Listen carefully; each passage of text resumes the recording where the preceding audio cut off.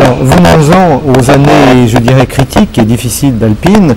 En 71, vous présentez la 310, mais très vite, vous supportez un certain nombre de grèves, donc qui pénalisent la production, et puis nous arrivons à la crise du pétrole en 1973. Ces concours de circonstances vont vous mettre dans des difficultés financières. Peut-on revenir sur les facteurs qui firent que Renault est entré dans votre capital? L'usine moderne qui est actuellement à Dieppe a été réalisée en plusieurs étapes. Alors je venais de finir la première étape et on était débordés par les commandes. Il fallait agrandir l'usine, ce que j'avais agrandi. Et on a engagé 300 et quelques personnes de plus et l'entreprise Alpine est devenue la première affaire de Dieppe, de très loin, avec plus de 800 employés. Et sur le plan social, mes hommes n'entendaient pas être préoccupés par les histoires de syndicats, etc.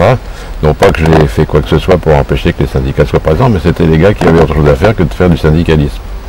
Et quand on a agrandi l'usine, et pour cet agrandissement je m'étais endetté sur tout ce que j'avais et tout ce que je pensais que j'aurais, j'ai engagé 300 personnes. Et la CGT qui n'était pas dans la maison a foutu 150 meneurs dans le lot des nouvelles personnes engagées qui m'ont foutu une grève du jour au lendemain. Les gars qui étaient engagés la veille au soir étaient en grève le lendemain matin à 6 h. Et cette grève a tellement été tragique sur le plan financier que à ce moment-là, Renault m'a demandé, M. Dreyfus m'a demandé de prendre une participation dans l'affaire. Et j'ai pensé qu'il fallait que je rentre en relation avec Renault, alors que j'étais poursuivi par des marques étrangères que je ne nommerai pas, américaines et japonaises, et je n'étais pas du tout tenté de céder quoi que ce soit d'Alpine à l'étranger, compte tenu que les voitures appartenaient beaucoup plus à mon personnel, beaucoup plus à mes pilotes, beaucoup plus au public, et je ne me voyais pas en train de vendre Alpine à l'étranger, alors que financièrement et fiscalement, c'eût été infiniment plus intéressant. Et la raison pour laquelle j'ai traité avec Renault, essentiellement, c'était de sécuriser l'emploi de tous mes compagnons. Est-ce que vous n'avez quand même pas néanmoins regretté de ne pas accéder à la marche suprême de la compétition automobile, c'est-à-dire la Formule 1? La Formule 1, à l'époque, Renault ne souhaitait pas qu'on court en monoplace. Et on avait fait une monoplace de Formule 1. On courait en Formule 3, en Formule 2, et il nous manquait que la Formule 1. Et à l'époque, on avait fait une Formule 1 qu'on a dû réaliser discrètement, très discrètement. Et je me souviens d'avoir eu un courrier de Renault qui me demandait de ne pas courir en monoplace.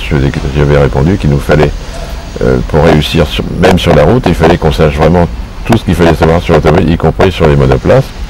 Et que comme financièrement il n'apportait pas de contribution, j'étais donc maître de mon destin en la matière, et que mon devoir était d'avoir une équipe aussi valable que possible. Pour être aussi valable que possible, il fallait faire de la Formule 1 en plus de toutes les autres disciplines.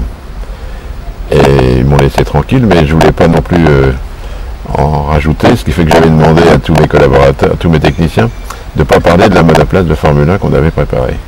Ce qui fut fait. Je ne cherchais pas du tout à avoir un climat difficile avec Renault.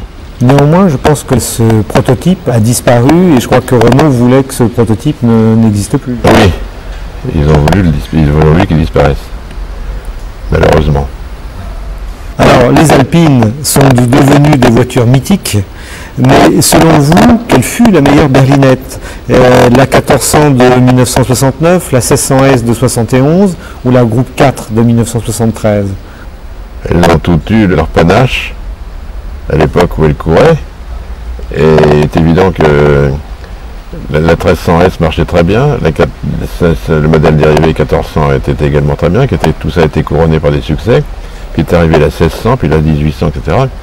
Et chacune de ces voitures, qui était dérivée du même modèle de base, a eu ses heures de gloire.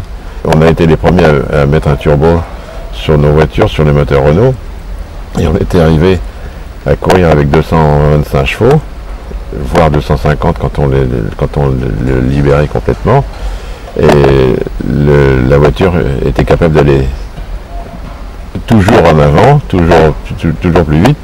Le problème qu'on avait, c'était la transmission qui risquait qui devenait de plus en plus fragile. Il aurait fallu qu'on conçoive une boîte de vitesse différente. Mais on n'était pas arrivé au bout de l'échelle, on aurait pu continuer à monter. Alors, est-ce que la philosophie de la construction de la berlinette, c'est-à-dire le châssis poutre, la carrosserie en polyester stratifié, le moteur à l'arrière, est-ce que, à votre avis, c'est encore une solution technique valable en 2003? Oui, mais enfin, il faudrait l'actualiser parce que tout de suite, il y a des nouvelles normes de passage, normes de sécurité. Par exemple, il y a les chocs latéraux qui sont à prévoir. Il est évident qu'il faudrait concevoir l'ensemble pour pouvoir résister aux tests d'homologation des voitures. Il faut que vous sachiez que la berlinette, quand on a passé les tests de sécurité, il fallait heurter un mur à 65 km/h de face. Je ne sais pas si vous connaissez les règles du jeu pour obtenir l'homologation. Alors, quand on est arrivé, mes gars sont arrivés avec leur berlinette, les techniciens rigolaient doucement de voir la petite voiture heurter le mur en disant ça va faire comme une coquille d'œuf qui s'écrase. La coquille d'œuf qui s'écrase, en fait, c'est pas écrasé du tout, c'est la seule voiture qui soit repartie des tests. C'est tapé un mur et elle est repartie par ses propres moyens.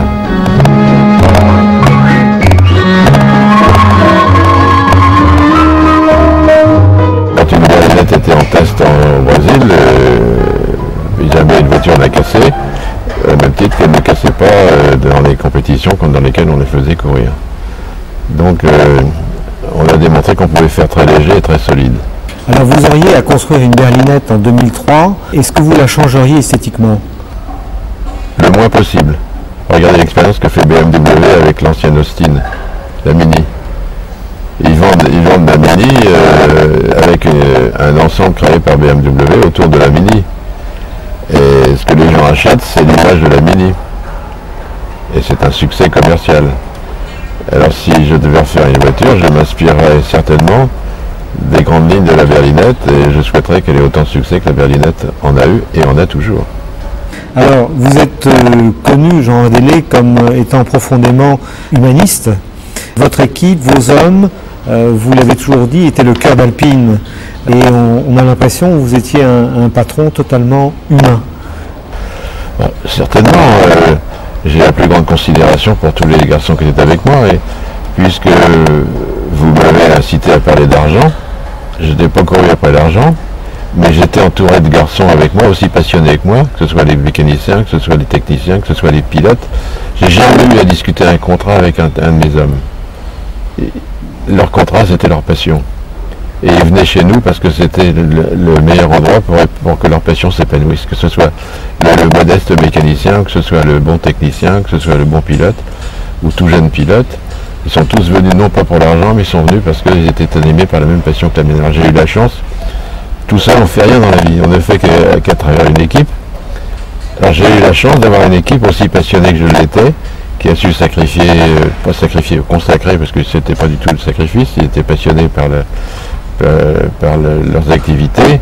J'ai eu la chance de les avoir tous autour de moi, et c'est à eux que reviennent tout le mérite qu'on m'accorde aujourd'hui. Alors j'aimerais bien, faites ce que vous voulez dans votre émission, mais qu'on faites comprendre que c'est à eux que je dois tous nos succès. Enfin, pour terminer, quel message pouvez-vous délivrer aux collectionneurs d'Alpine? Que c'est pas plus bête de garder des Alpines que des actions en bourse. C'est tout.